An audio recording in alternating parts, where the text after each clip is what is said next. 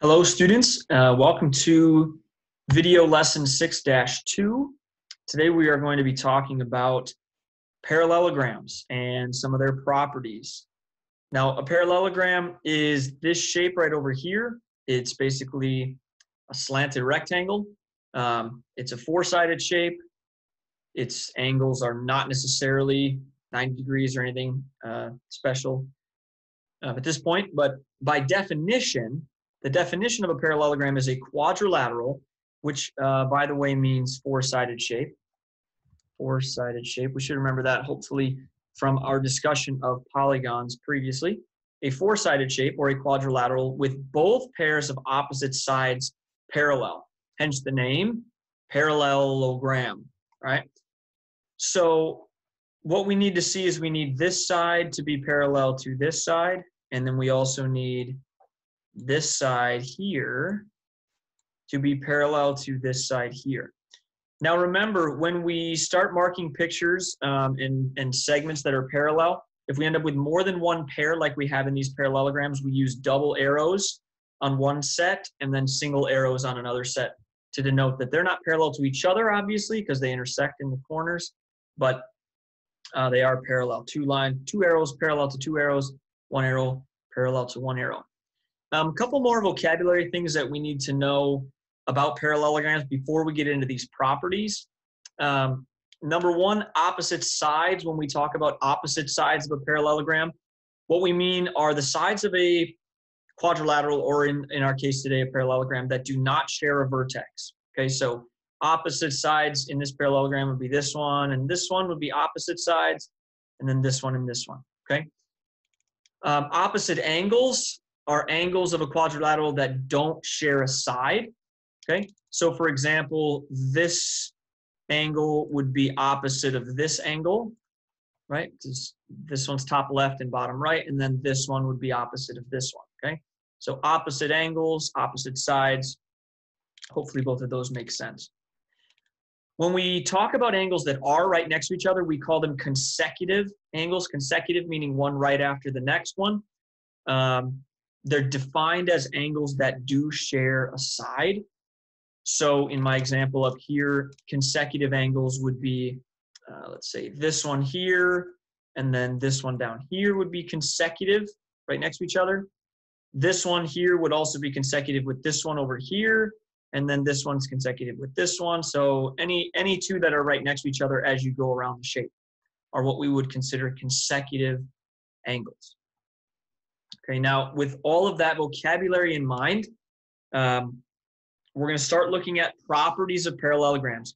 And what this means is when we know that a shape is a parallelogram, there's a lot more information that we get besides just that the opposite sides are parallel to each other, okay? And these properties are going to go through all the extra information that we get and everything else that we know about parallelograms simply because they're parallelograms.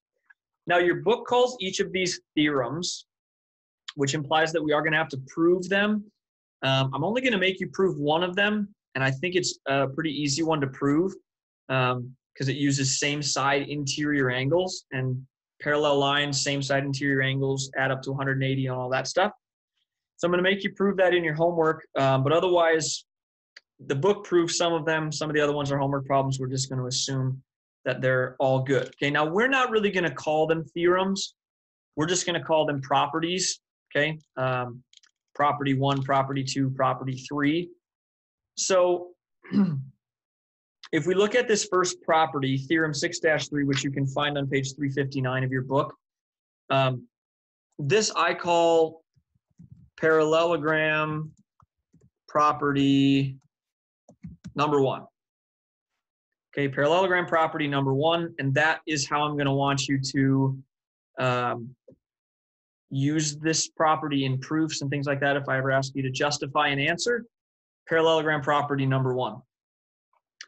And here's what that property says. It says, if you have a parallelogram, okay, so if you know the four-sided shape is a parallelogram already, then you also know that opposite sides are congruent to each other. So not only are opposite sides parallel, but opposite sides are congruent to each other as well, okay? By the way, all of these properties essentially come from the idea that we can take a parallelogram and we can slice it into two triangles like that. And the two triangles are always congruent.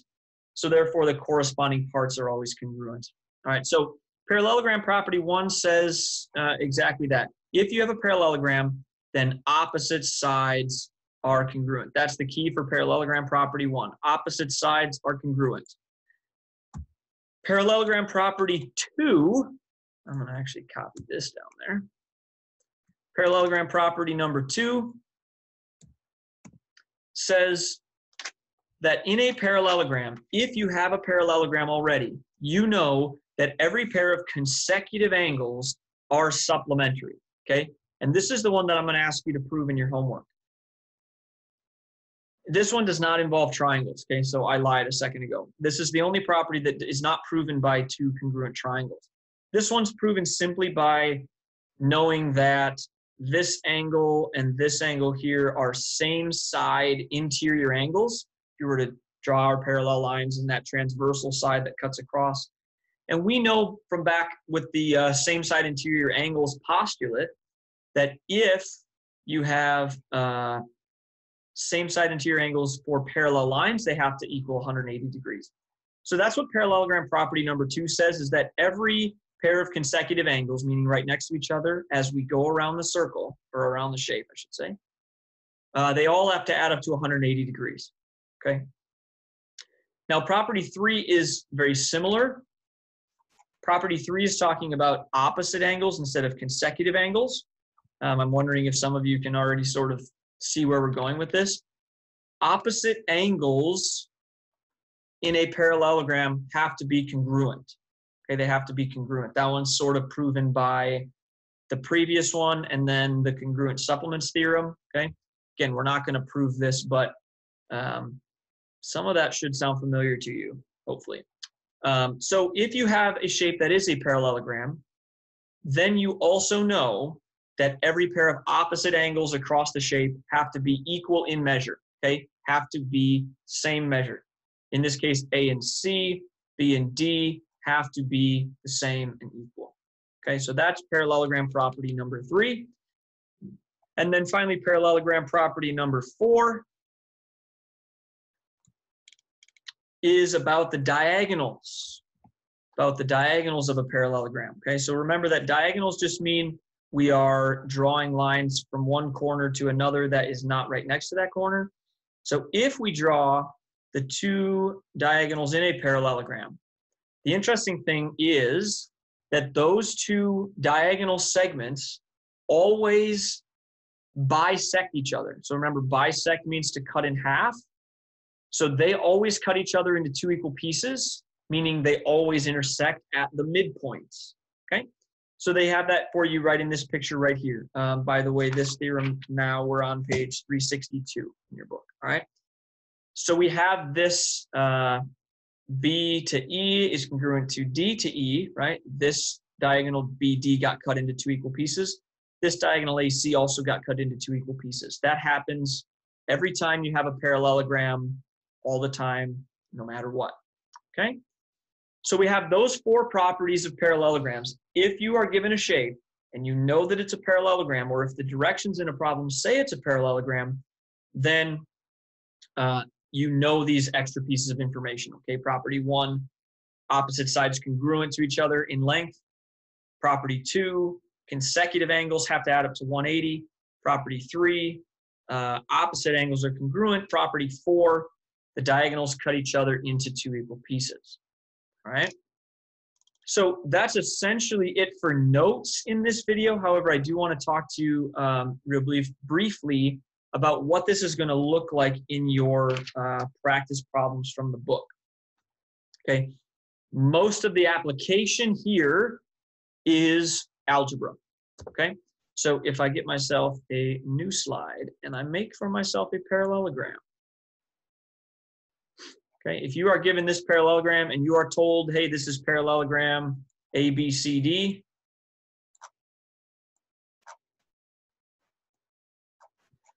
and let's say that you are told that angle C measures 115 degrees. Okay, we know that's 115 degrees.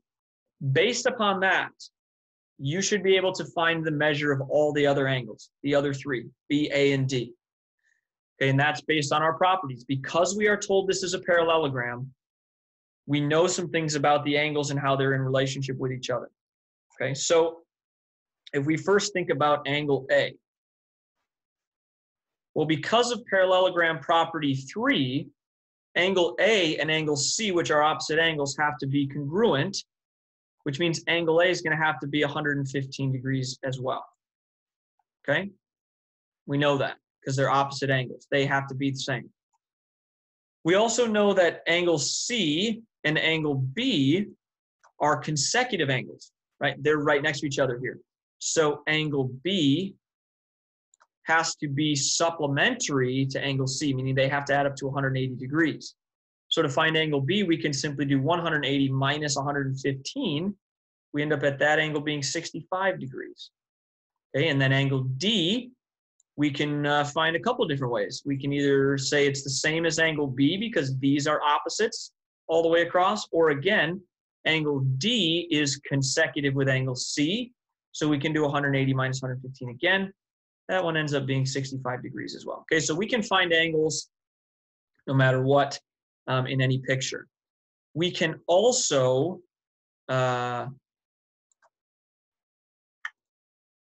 do algebra to find some of these things. Okay, so let's say that I know this angle is 5x plus 20.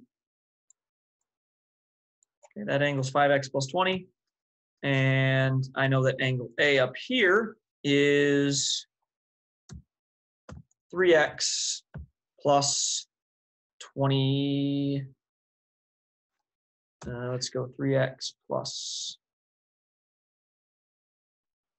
34. Okay, so if I wanted to find the measure of those two angles, or at least the value of x, in this picture, if I know this is a parallelogram, I can set up an algebra equation based on what we know about angle A and angle C, right? And what do we know about angle A and angle C in this case? Well, this is a parallelogram. These are opposite angles, so they must be congruent, right? Which means their little formulas or their measures here, 3x plus 34 and 5x plus 20, have to be 5x plus 20, have to be equal to each other, okay? And I'm trusting that you guys can do the algebra. You can move 3x over to here, right, by minusing 3x. Cross that off, minus 3x from over here. Right, we can manipulate this. We can find, in this case, that x equals 7. And if we needed to, we could plug that value back in and find each of these measures, right? We could find those angle measures. So this is what a lot of your homework is going to look like. Okay, we're going to have to do this kind of thing with opposite angles. We're going to have to do this kind of thing with opposite sides when we know those are also congruent, right? Set them equal. By the way, if we saw this instead of angle A being 3x plus 34, if we had angle B 3x plus 34, how would that change our setup? Well, now the angles have gone from opposite angles to now they're consecutive angles, which means they don't need to be set equal to each other, right? I actually need to add those together and have them equal 180 degrees. So just thinking through your properties, figuring out, okay, what information am I given here? How does that relate to what I know about parallelograms based on my 4 properties? And hopefully we can set up some algebra equations to solve that. Okay. The only other thing that I want to do with you is I want to do a diagonals example, because we're going to have to maybe go back to Algebra 1 and think about systems of equations. Okay, elimination, substitution, that kind of thing. So in this picture, right, we have 2 diagonals of a parallelogram. We know that they intersect at their own midpoints, right? So let's say that I know this piece is y plus 6. Okay, that piece is y plus 6. And then let's say that I know this piece over here is 2x. Okay, that piece is 2x. Then I know that this piece up here is x minus 5. And I know that this piece right here is y. Okay? So this is what I know. This is the information that I'm given. The question is, what sort of algebra can I set up to find the values of y and x in this picture? Well, the first thing that I want you to realize is that this distance, which is labeled as x minus 5, needs to be equal to this distance, right? Because this point right here is supposed to be the midpoint. They're supposed to cut each other into 2 equal pieces. So x minus 5 needs to equal y. Okay, x minus 5 needs to equal y. Same logic, 2x needs to equal y plus 6, right? This piece here needs to be the same as this piece here. So now I have set up a system of equations, okay? And we need to think back to substitution, elimination. What do we like the best from Algebra 1? I think probably in this case, substitution makes the most sense because I already know that y is equal to x minus 5. And I can put that guy right in there, right? And then I have x minus 5 plus 6 is equal to 2x.